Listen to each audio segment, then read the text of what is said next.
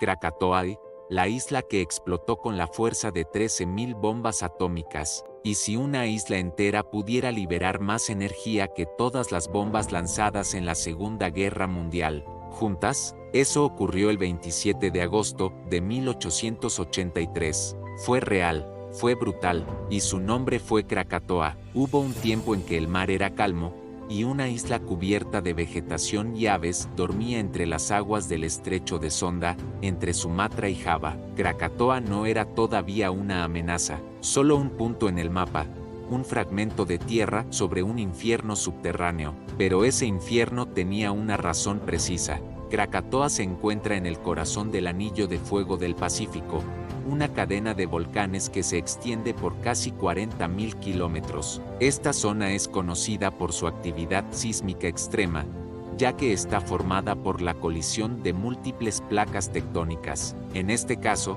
la placa indo-australiana se desliza bajo la euroasiática, generando una acumulación colosal de energía bajo la corteza terrestre. Durante siglos, la presión bajo sus entrañas creció silenciosamente, y como una olla a presión sin válvula, Krakatoa acumulaba furia, hasta que no pudo contenerla más.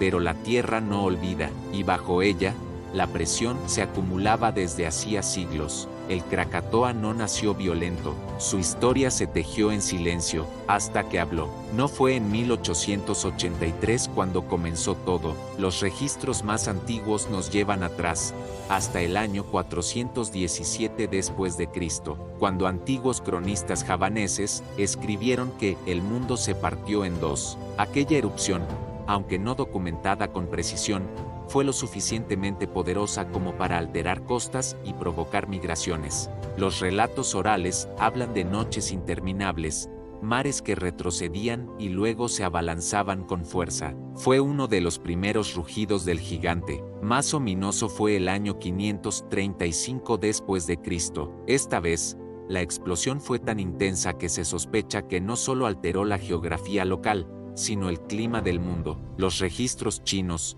romanos y bizantinos mencionan un sol que no brilló durante 18 meses. Hubo nieve en verano, hambrunas, cielos cubiertos por un velo gris. Algunos historiadores vinculan esta erupción del Krakatoa con el misterioso invierno volcánico que precedió la caída de imperios y provocó cambios globales. Si fue el Krakatoa el culpable o no, aún se debate, pero hay consenso en que algo terrible emergió del Pacífico en ese tiempo, y que la isla fue protagonista. Siglos más tarde, en el año 1883, el volcán volvería a rugir, esta vez con la fuerza más devastadora registrada por la historia humana hasta ese momento.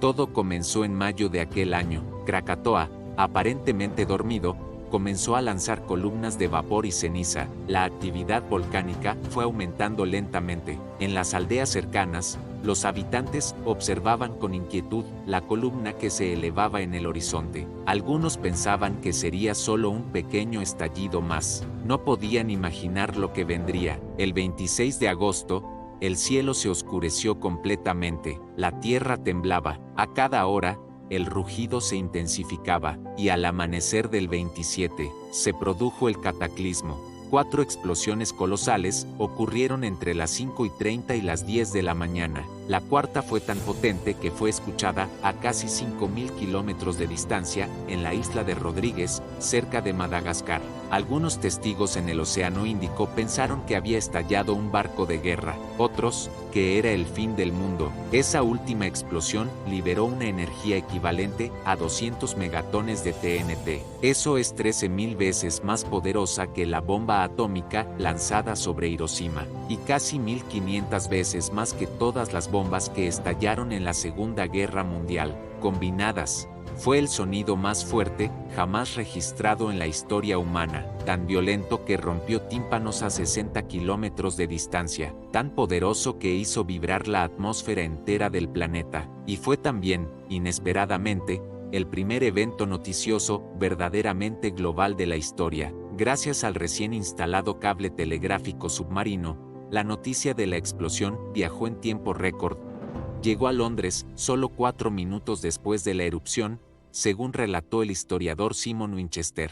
Para ponerlo en contexto, La noticia del asesinato de Abraham Lincoln en 1865 tardó 12 días en cruzar el Atlántico. El rugido de Krakatoa no solo sacudió los cielos, sacudió el mundo entero, en tiempo real. Pero el sonido fue solo el principio. La desaparición física de la isla dejó un cráter submarino inmenso. El mar, en respuesta, se precipitó en el vacío y generó un fenómeno devastador. Tsunamis sucesivos de hasta 40 metros de altura. Las olas se abalanzaron sobre la costa como muros de agua imparables. Las ciudades costeras de Sumatra y Java fueron barridas en minutos. En Teluk Betung, todo fue arrasado. En Anger, 10.000 personas murieron ahogadas. Barcos fueron arrastrados kilómetros tierra adentro, algunos hallados a 3 kilómetros de la costa, encallados en campos de arroz. Se estima que murieron más de 36.000 personas, aunque los registros posteriores indican que la cifra real podría haber superado las 100.000. Decenas de miles de hogares fueron destruidos. Miles de familias quedaron aniquiladas y comunidades enteras desaparecieron de la noche a la mañana.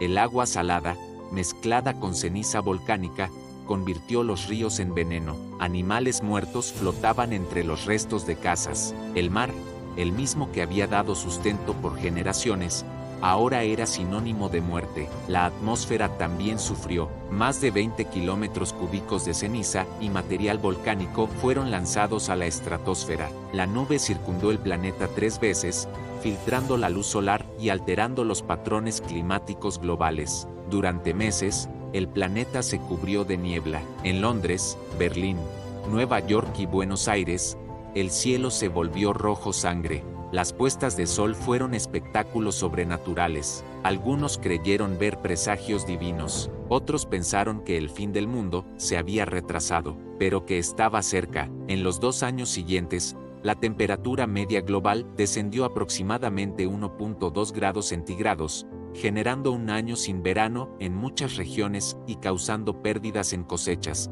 tormentas inusuales, y una sensación global de vulnerabilidad. Pero donde hubo destrucción, también hubo renacimiento. Lo que antes era una isla volcánica, cubierta de junglas, quedó reducida a un archipiélago de fragmentos calcinados. El paisaje lunar, cubierto de rocas volcánicas, parecía inhabitable, y sin embargo, la vida encontró su camino. En los años siguientes, botánicos y biólogos que visitaron el lugar comenzaron a notar un fenómeno asombroso.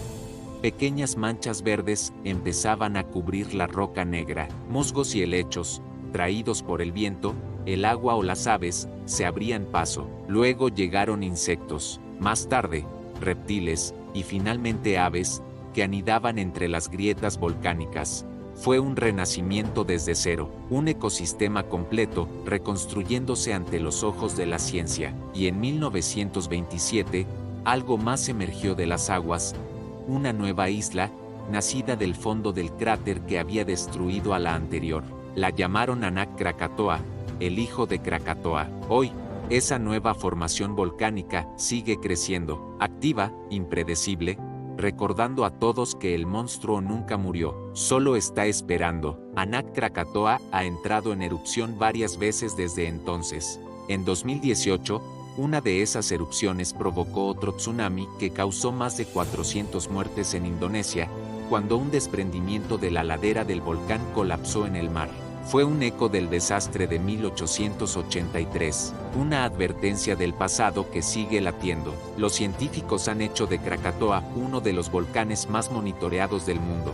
Radares, estaciones sísmicas, satélites y sensores miden cada temblor, cada respiración de la isla. Se ha convertido en un laboratorio viviente, tanto del poder destructivo como de la capacidad regeneradora de la Tierra. El estudio del Krakatoa ha permitido entender los efectos climáticos globales de las erupciones volcánicas, la formación de ecosistemas, la dinámica de los tsunamis y la importancia de la vigilancia sísmica. Ha enseñado que los desastres naturales no son eventos aislados, sino partes del ciclo profundo y antiguo del planeta. Y, sobre todo, ha mostrado que incluso después del peor de los colapsos, la vida encuentra su camino, porque si algo define al Krakatoa no es solo su furia, es su capacidad de renacer. Krakatoa fue una advertencia, un rugido de la Tierra, una isla que explotó con la fuerza de 13.000 bombas atómicas, y sin embargo, volvió a florecer. ¿Podremos nosotros aprender a reconstruir con la misma fuerza? Suscríbete si quieres más historias reales que superan a la ficción. Comenta qué opinas sobre este monstruo natural. Y recuerda, la Tierra nunca duerme, solo espera el momento justo para recordarnos quién manda.